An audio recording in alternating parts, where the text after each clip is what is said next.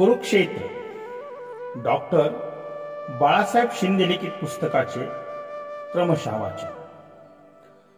पांडवांचा जन्म। पांडू आपल्या मनावर संयम ठेवून पत्नीसह राहत होता। मुनींची सेवा करीत होता। त्याने संपूर्ण इंद्रियांवर विजय प्राप्त केला होता।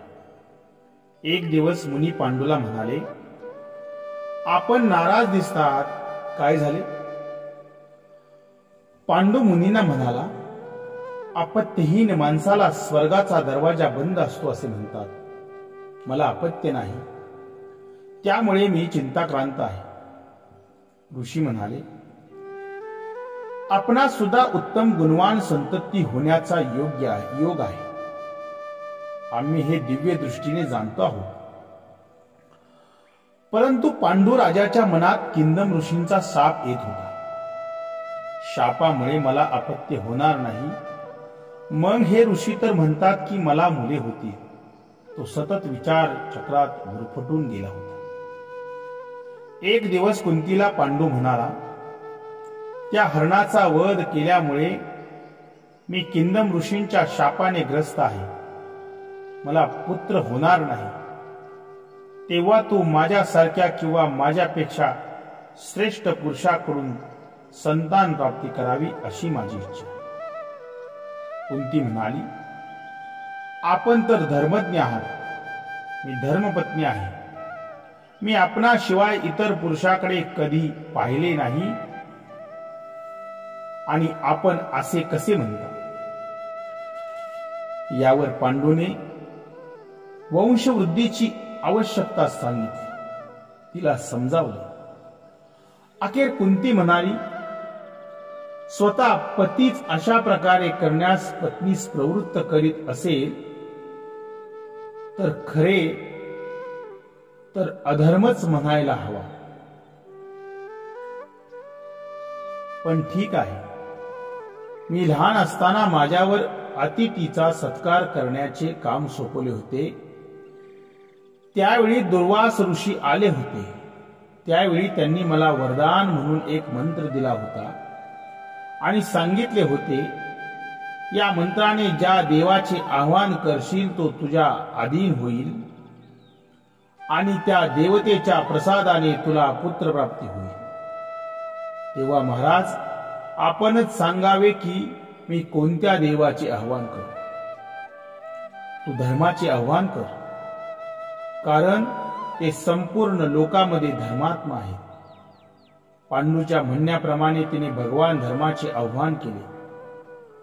भगवान धर्मही लगेच त्या ठिकाणी उपस्थित झाले व म्हणाले, तू माझे आव्हान केलेस म्हणून मी आलो आहे, तुला काय हवे आहे?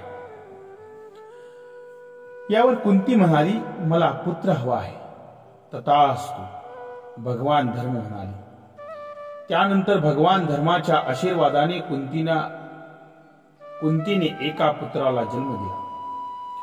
त्याचे नाव युधिष्ठिर ठेवले। पांडूलाही मोठा आनंद झाला। पांडू पुन्हा कुंतीला म्हणाला, मला एक असा पुत्र हवा आहे की तो बलवानामध्ये श्रेष्ठ असेल। तू आता वायुदेवाचे आवाहन कर। कुंतीने त्यानंतर वायुदेवाचे आवाहन केले। वायुदेवताही त्या ठिकाणी प्रकट झाली आणि विचारले, तुझ्या मनात काय इच्छा आहे ती सांग, मी तुला काय देऊ? कुंतीने लाजत म्हटले, मला एक असा पुत्र द्या जो महाबली तर असेलच, पण विशालकाय असून सर्वांचा अहंकार नष्ट करणारा असेल। वायुदेवतेच्या आव्हानानंतर महाबाहू भीमाचा जन्म झाला। भीमाचा जन्म झाला त्या 8-10 दिवस झाले असतील तेव्हा एक विचित्र घटना घडली। कुंती लहान बाळाला घेऊन झोपडीच्या बाहेर आली होती। त्यावेळी एक भला मोठा वाघ कुंतीकडे येत होता। पांडूने त्याला पाहिले। धनुष्याला बाण लावून त्याला ठार केले। कुंती वाघाच्या गर्जनेने घाबरली। आपल्या हातात बाळ आहे हे ती विसरली। भीम त्यावेळी तिच्या हातून निसटला, दगडावर पडला। त्या दगडाचे तुकडे तुकडे झाले। ते पाहून पांडूही आश्चर्यचकित झाला. ज्या दिवशी वनात भीमाचा जन्म झाला होता त्याच दिवशी हस्तिनापुरात दुर्योधनाचा जन्म झाला होता. पांडू पुन्हा विचार करू लागला की मला सर्व लोकांपेक्षा श्रेष्ठ पुत्र हवा आहे. त्याने मनात विचार केला, इंद्र सर्व देवतांमध्ये प्रमुख आहे. त्याच्याकडे बल आणि उत्साह आहे. तो पराक्रमी आणि तेजस्वी आहे. मी त्याला संतुष्ट करून त्याच्याकडून पुत्र प्राप्ती करीन. त्यानंतर महर्षींचा सल्ला घेऊन कुंतीने शुभव्रत केले. पांडूनेही इंद्राला प्रसन्न करण्यासाठी एका पायावर उभे राहून इंद्राची आराधना केली. इंद्रदेव त्याला प्रसन्न झाले आणि म्हणाले, मी तुला असा पुत्र देईन की जो तिन्ही लोकात प्रसिद्ध होईल. त्यानंतर पांडू कुंतीला म्हणाला, तू आता देवेंद्राचे आव्हान कर. कुंतीने त्याप्रमाणे देवेंद्राचे आव्हान केले आणि देवेंद्राच्या कृपेने अर्जुनाचा जन्म झाला. धृतराष्ट्राला 100 पुत्र झाले. कुंतीला 3 पुत्र झाले. तेव्हा मांद्रीने पांडूला एकांतात म्हटले, कुंतीला 3 पुत्र झाले, मात्र मी निपुत्रिक राहिले. तेव्हा कुंती देवीला मलाही पुत्र प्रदान करण्यासाठी वशीकरण मंत्र देण्यास सांगावे. त्यावेळी पांडूने कुंतीला म्हटले, कुंती, तुला 3 पुत्र झाले. माद्रीला ही पुत्र हवा अशी माझी इच्छा आहे. पांडूच्या या म्हणण्याप्रमाणे कुंतीने मांद्रीला मंत्र दिला व म्हटले, तू कोणत्याही देवाचे आवाहन कर, त्यापासून तुला संतान प्राप्त होईल. त्यावेळी माद्रीने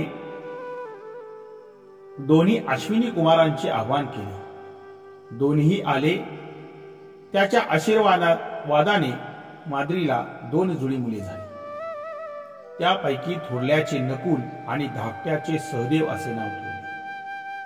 हे सर्व पांडव 1 वर्षाच्या अंतराने जन्माला आले. ही सर्व बालके शतशृंगी निवासी समस्त मुनी आणि मुनी स्त्रियांना प्रिय होते.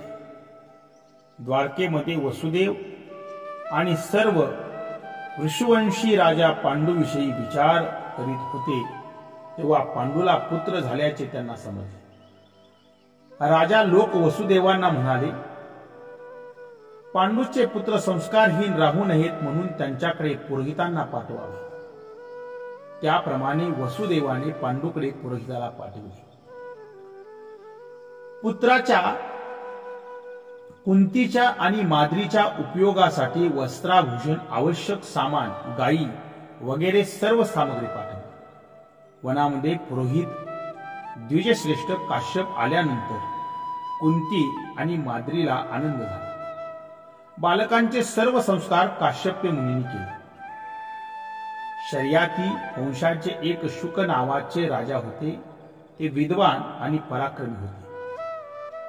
राजा शुक शतशृंगी पर्वतावर येऊन पालेभाज्या, फळं, मूळ खाऊन तपश्चर्या करीत होते.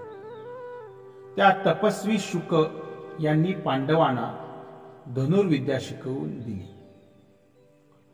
पांडव धनुर्विद्यामध्ये पारंगत झाले. भीमसेना गदा संचलनामध्ये पारंगत झाले. युधिष्ठिर तोमर फेकण्यामध्ये, अर्जुन धनुर्वेदामध्ये पारंगत झाला. जेव्हा शुकाने ओळखले की अर्जुन माझ्यासारख्या धनुर्विद्याचा ज्ञानी झाला आहे, तेव्हा त्याने शक्ती, तलवार, बाण, धनुष्य, विपाट, शूर आणि नाचार अर्जुनाला दिले. नकुल आणि सहदेव ढाल तलवार चालवण्यामध्ये प्रवीण झाले. वनामध्ये पांडव दिवसेंदिवस वाढू लागले तर हस्तिनापुरात धृतराष्ट्राचे दुर्योधनादी 100 पुत्रही वाढू लागले. क्रमशः वाचन ऐकण्यासाठी चॅनल सबस्क्राईब करा आणि बेल आयकॉन दाबा. रामकृष्ण हरी.